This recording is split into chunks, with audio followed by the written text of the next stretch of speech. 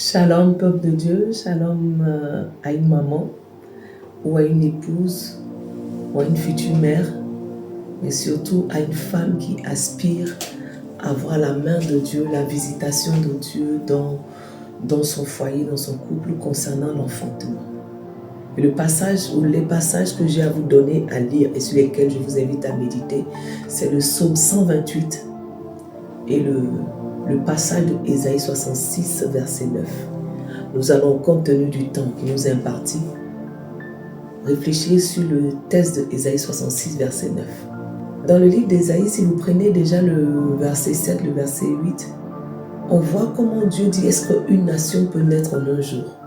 Est-ce qu'un pays peut être enfanté en un seul jour? Mais à peine on travaille, Israël a enfanté ses fils. Ce matin ou ce soir, selon l'heure à laquelle tu regarderas cette vidéo, sache que Dieu a une clé pour toi. Dans Ésaïe 66, verset 9, il dit « Ouvrirai-je le sein maternel pour ne pas laisser enfanter? Moi qui fais naître, empêcherai-je d'enfanter, dit ton Dieu. » C'est l'Éternel qui parle. Et si l'Éternel te pose cette question, qu'est-ce que cela sous-entend? Cela sous-entend que ce n'est pas lui qui est responsable de ta stérilité. Cela sous-entend qu'il n'est pas contre ton désir d'enfantement. Il n'est pas contre le fait que tu enfantes. Il dit, ouvrirai-je le sein maternel? Ça veut dire quoi? C'est lui qui ouvre. Et il est dit dans le livre d'Apocalypse, il met au devant de nous une porte que personne ne peut fermer. Parce qu'il sait, c'est lui quand il ouvre, personne ne peut fermer. Et quand il ferme, évidemment, personne ne peut ouvrir. Reçois cette bonne nouvelle. Dieu ouvrira-t-il ton sein maternel pour ne pas te laisser enfanter? Te donnera-t-il une matrice pour que tu n'enfantes pas? Non, je ne le crois pas. C'est un témoignage que je veux donner, c'est mon témoignage. Après 4 ans de mariage, il n'y avait pas d'enfant. Un jour, après des pleurs, mon mari m'a dit de prendre la Bible et de m'asseoir. Et il m'a donné le passage du psaume. Heureux l'homme qui craint l'Éternel, il est heureux. Il jouit du fruit de son travail. Sa femme est comme une vigne à l'intérieur de sa maison. Donc il m'a demandé, l'homme qui craint l'Éternel, celui qui craint l'Éternel, est-ce que sa femme est stérile?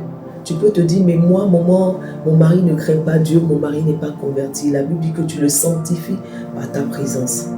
Par tes prières, tu le sanctifies. Alléluia. Alors, regarde à Dieu. Si tu veux fixer tes yeux sur ton mari, tu auras toutes sortes de raisons de douter. Mais regarde à la parole de Dieu et il te pose cette question. Est-ce qu'il te donnera une matrice? Est-ce qu'il te donnera un sein pour ne pas que tu allaites? Non. Dieu est fidèle. Voici ce que nous dit le verset en premier. C'est lui qui ouvre. Et c'est lui aussi qui fait naître. Parce que c'est une chose d'avoir le sein maternel ouvert pour porter la grossesse. Et c'est une autre chose de délivrer l'enfant. Il est écrit dans la parole que les enfants sont sur le point de naître, mais il n'y a pas de force pour pousser.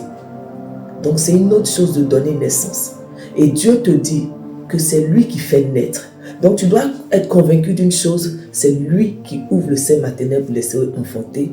Et au moment de la délivrance, c'est lui qui ouvre pour que l'enfant puisse sortir. Amen. Il dit, moi qui fais naître, empêcherai-je d'enfanter, dit ton Dieu. Et donc si c'est lui qui, au moment où l'enfant doit sortir, ouvre, est-ce qu'il va permettre que ton sein soit stérile, ton ventre soit stérile pour ne pas laisser enfanter? Non. Donc c'est pour te dire que ce verset-là te donne toutes les garanties que Dieu est pour la fécondité, Dieu est pour la maternité et Dieu est avec toi. Il a dit, multipliez-vous, soyez féconds, remplissez la terre. Son projet n'a pas changé. Son désir, c'est que le nombre de ses enfants croisse, c'est que le nombre de justes croisse, c'est que le nombre de ceux qui croient en sa capacité à bénir et à laisser enfanter puisse croître. Donc demeure béni, maman, et retourne à ta Bible et prends ce passage et médite-le. Relis-le. Tu auras un nouveau regard sur ce verset. Tu auras un nouveau regard sur Dieu et tu auras un nouveau regard sur ta situation. Car elle n'est pas désespérée. Demeure béni au nom de Jésus. Amen.